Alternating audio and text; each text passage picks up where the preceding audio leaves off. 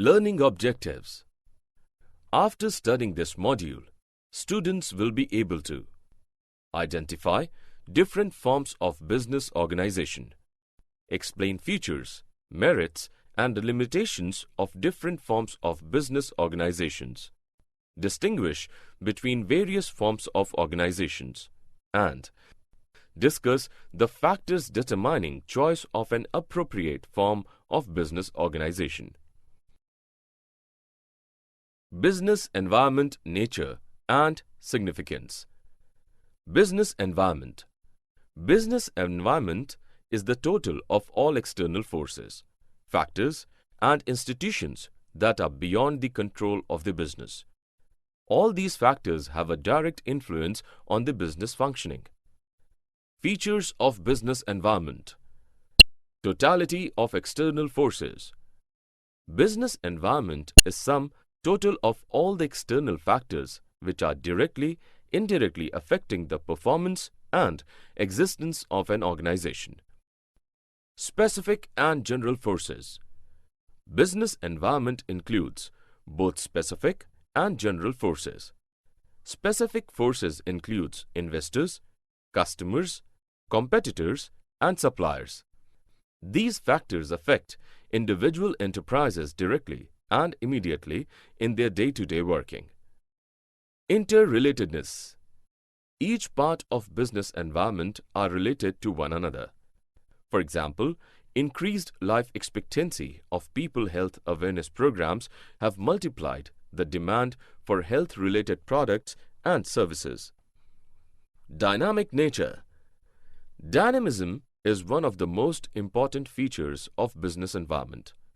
It keeps on changing in terms of technological terms, consumer preferences, competition, and so on. Uncertainty. Business environments is uncertain and it is very difficult to predict the future. It is more difficult especially when environment changes are taking place too frequently. This is very true in the case of information technology or fashion industries. Complexity. Business environment is interconnected and keeps its dynamism always. This dynamism can arise from different sources and conditions, which creates complexity in business environment. It is difficult to predict exactly the future and to deal with the changing situations. Relativity. Business environment is a relative concept. The environment differ from region to region, country to country, and even place to place. Joint Hindu family firm. Joint Hindu family firm. The joint Hindu family, also known as Hindu Undivided Family, HUF, is a non-corporate form of business organization.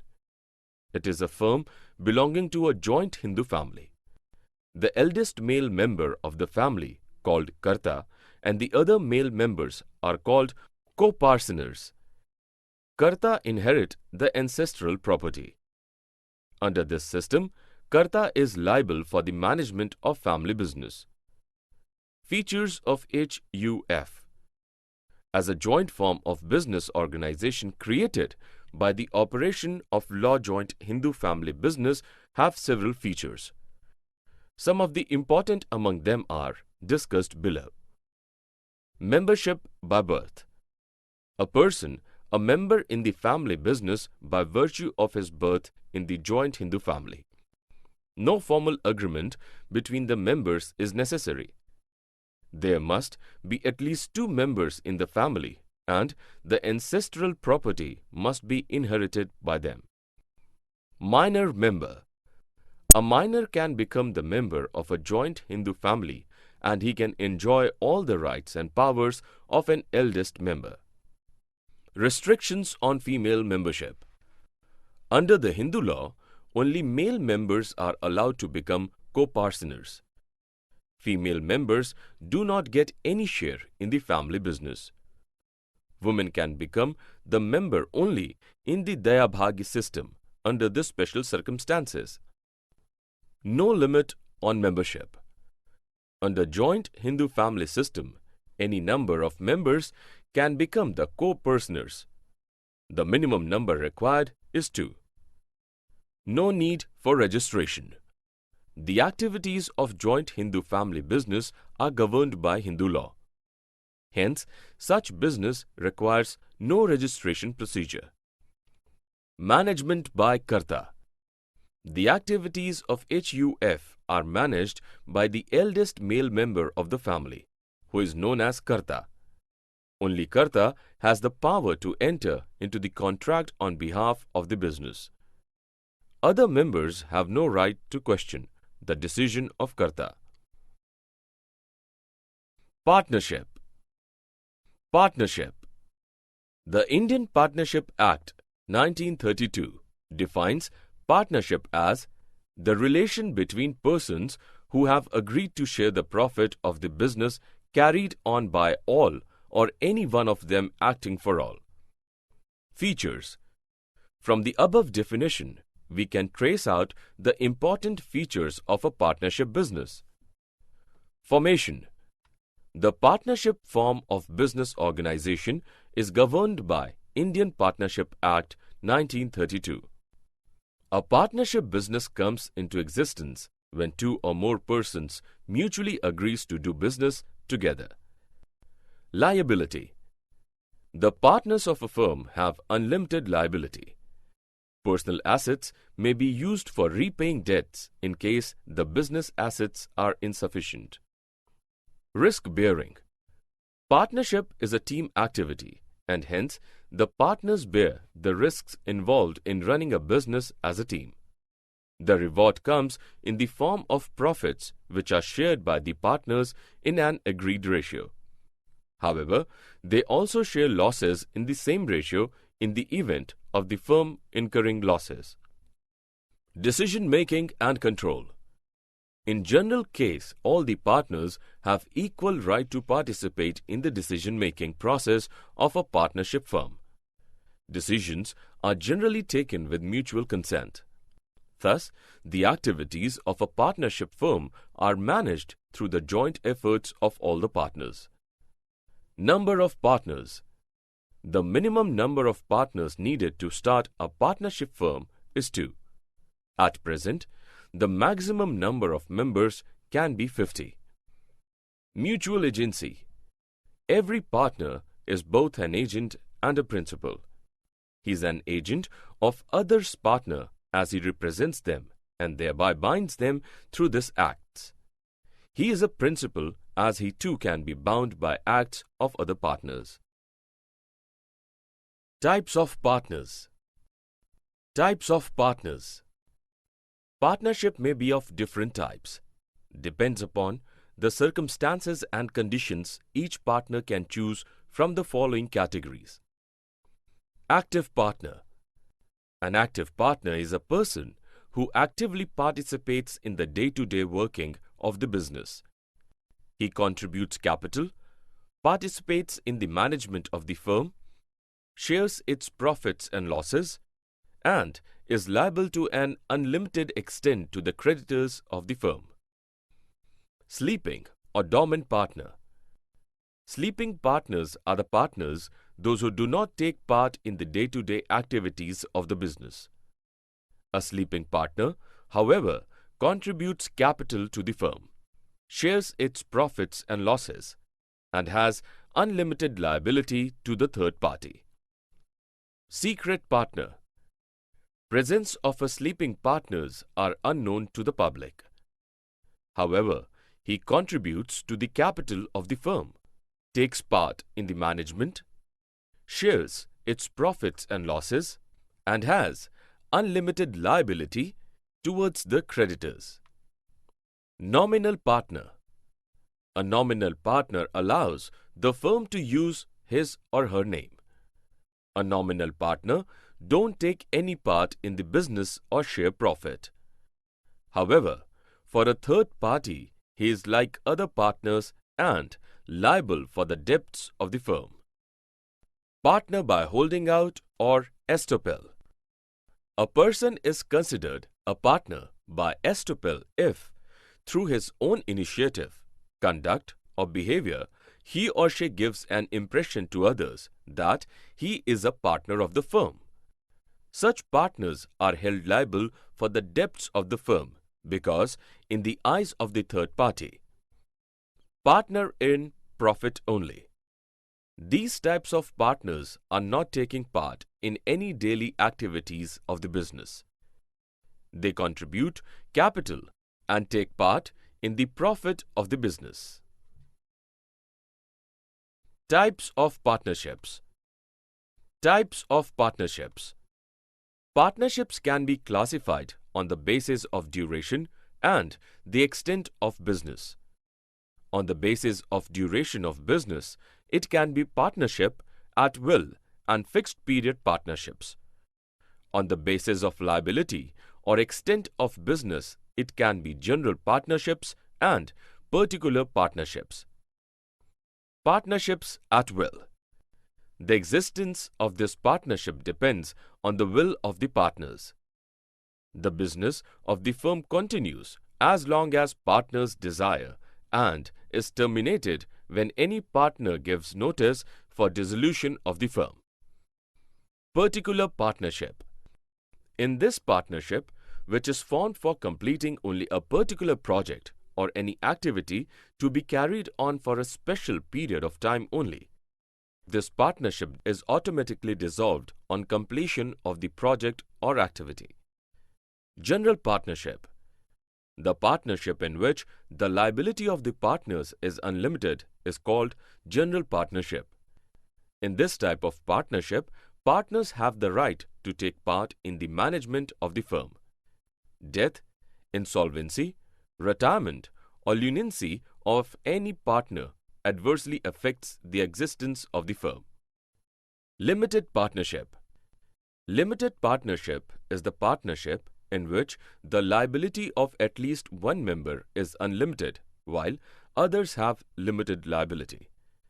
The members with limited liability neither have the rights to participate in the management of the business, nor are their acts binding on other partners or the firm. Partnership deed. A partnership deed, also known as partnership agreement, is a document that outlines in detail the rights and responsibilities of all parties to a business operation. It has the force of law and is designed to guide the partners in the conduct of the business. It is helpful in preventing disputes and disagreements between the partners. Cooperative societies. Cooperative societies. Cooperative organization is a society which has its objective for the promotion of economic interests of its members in accordance with cooperative principles. The Indian Cooperative Societies Act 1912. Features. The characteristics of a cooperative society are listed below. Voluntary membership. The membership of a cooperative society is voluntary. A person is free to join a cooperative society and can also leave anytime as per his desire. There cannot be any compulsion for him to join or quit a society. Service motive. The cooperative society, through its purpose, lays emphasis on the values of mutual help and welfare. Hence, the motive of service dominate its working. If any surplus is generated as a result of its operations, it is distributed amongst the members as dividend in conformity with the bylaws of the society. Control. In a cooperative society, the power to take decisions lies in the hands of an elected managing committee. The right to vote gives the members a chance to choose the members who will constitute the managing committee, and this lends the cooperative society as democratic character. One man, one vote. Management and control of a cooperative society lies with the managing committee. Everyone in the cooperative society have one vote instead of the shares held by them. Hence, all the members will get equal rights in the society. Registration. Registration of a cooperative society is compulsory. Registration is done by the Registrar of Cooperative Societies belonging to the concerned states. Distribution of surplus. The profits of a cooperative society are distributed not in the proportion to the shares held by the members. Rather, it is based on the volume of business transacted by a member with the cooperative society. Types of cooperative societies. Types of cooperative societies. Based on the nature of business, cooperative societies are classified into various categories. The important among them are discussed below. Consumers' cooperative societies. Consumers' cooperatives are formed by the consumers to obtain their daily requirements at reasonable prices. Such a society buys goods directly from manufacturers and wholesalers to eliminate the profits of middlemen. The profits of the society are distributed among members in the ratio of purchases made by them during the year. Producers' cooperatives. Producers or industrial cooperatives are voluntary associations of small producers and artisans who join hands to face competition and increase production. These societies are of two types: industrial cooperatives and manufacturing cooperatives. Marketing cooperatives. These are voluntary associations of independent producers who want to sell their output at remunerative prices. The output of different members is pooled and sold through a centralized agency to eliminate middlemen. The sale proceeds are distributed among the members in the ratio of their outputs. Cooperative farming societies. These are voluntary associations of small farmers who join together to obtain the economies of large-scale farming. In their individual capacity, they are unable to use modern tools, seeds, fertilizers, etc. They pool their lands and do farming collectively with the help of modern technology to maximum agricultural output. Housing cooperatives. These societies are formed by low and middle income group people in urban areas to have a house of their own. Housing cooperatives are of different types. Some societies acquire land and give the plots to the members for constructing their own houses. Joint stock companies. Joint stock companies. A company is an association of persons formed for carrying out business activities and has a legal status independent of its members. The company form of organization is governed by the Companies Act 1956. Features. The definition of a joint stock company highlights the following features of a company. Artificial person. A company is created by law and exists independent of its members. Like natural person, a company can own property, incur debts, borrow money, enter into contracts, sue and be sued, but unlike them, it cannot breathe, eat, run, talk, and so on. Separate legal entity. From the day of its incorporation, a company acquires an identity, distinct from its members. Its assets and liabilities are separate from those of its owners. Perpetual succession. A company is created by the law and hence it can only be ended up by law. Members may come and members may go, but the company continues to exist. Liability. The liability of the members is limited to the extent of the capital contributed by them in a company. The creditors can use only the assets of the company to settle their claims, since it is the company and not the members that owes the debt. Common seal. A company, being an artificial person, acts through its board of directors. The board of directors enters into an agreement with others by indicating the company's approval through a common seal. Risk-bearing. The risk of losses in a company is borne by all the shareholders. In the face of financial difficulties, all shareholders in a company have to contribute to the debts to the extent of their shares in the company's capital. Merits and limitations of companies. Merits of companies. The company form of organization offers a multitude of advantages, some of which are discussed below. Limited liability. The shareholders are liable to the extent of the amount unpaid on the shares held by them. Also, only the assets of the company can be used to settle the debts, leaving the owner's personal property free from any charge. Transfer of interest. The ease of transfer of ownership adds to the advantage of investing in a company, as the share of a public limited company can be sold in the market, and as such assets can be easily converted into cash in case the need arises. Scope of expansion. As compared to the sole proprietorship and partnership forms of organization, a company has large financial resources. Further, capital can be attracted from the public as well as through loans from banks and financial institutions.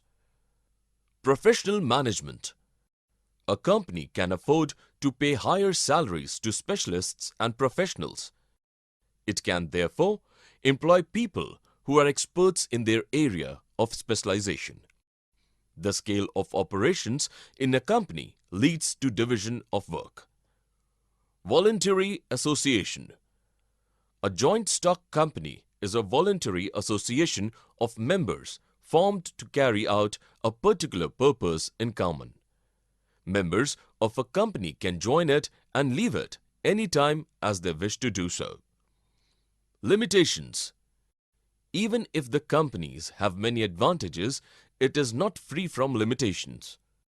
Important among them are information complexity, lack of secrecy, delay in decision, conflicts of interest, corrupt management, etc. Choice of a form of business organization.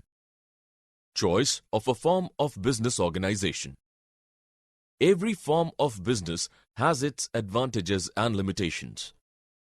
Hence, it is important to choose the most appropriate form of business. Here, we can discuss the important factors to be considered while selecting a form of business. Cost and ease in setting up the organization. Cost is the most important factor to be considered for a business. Sole proprietorship form of business is suitable for a beginner as it requires limited capital. Liability. Liability factor should be considered as it has an impact on the business. In case of a sole proprietorship and partnership firms, the liability of the owners or partners is unlimited. The liability of a limited company is limited to the extent of its shares. Continuity. Continuity of a business varies from sole proprietorship to joint stock companies. In case the business needs a permanent structure, company form is more suitable. For short-term ventures, proprietorship or partnership may be preferred. Management ability. A sole proprietor may find it difficult to have expertise in all functional areas of management. In other forms of organizations, like partnership and company, there is no such problem. Professional management leading to better decision-making. Capital considerations. Companies are in a better position to collect large amounts of capital by issuing shares to a large number of investors. But the resources of a sole proprietor are limited. Thus, if the scale of operations is large, company form may be suitable. Degree of control. If direct control over operations and absolute decision-making power is required, proprietorship may be preferred. But if the owners do not mind sharing control and decision-making, partnerships or company form of business can be preferred. Summary. Let us summarize what we have learned in this module. Forms of business organization refer to the types of organizations which differ in terms of ownerships and management. The major forms of organization include proprietorship, partnership, joint Hindu family business, cooperative society and company. Sole proprietorship refers to a form of organization where business is owned, managed, and controlled by a single individual who bears all the risks and is only recipient of all the profits. Partnership is defined as an association of two or more persons who agree to carry on a business together and share the profits as well as bear risks collectively. Joint Hindu family business is a business owned and carried on by the members of a Hindu undivided family, which is governed by the Hindu law. A cooperative society is a voluntary association of persons who get together to protect their economic interests. The major advantages of a cooperative society are equality in voting, members' limited liability, stable existence, economy in operations, support from government, and ease of formation.